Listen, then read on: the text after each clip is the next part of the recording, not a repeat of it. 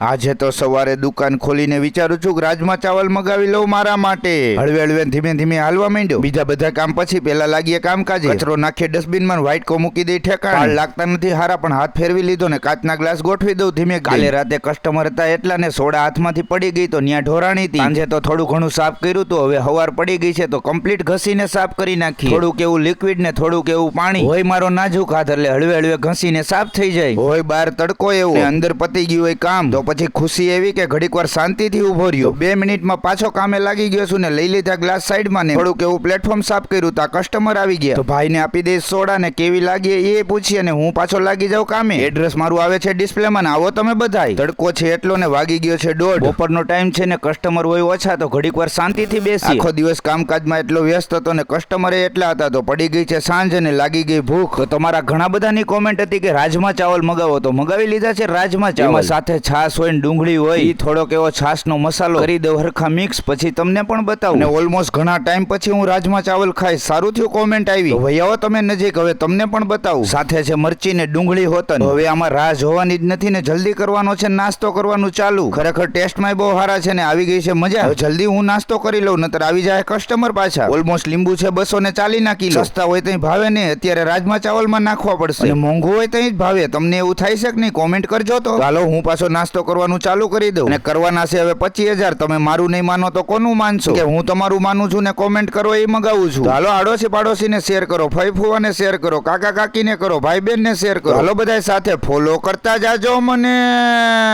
Bye bye.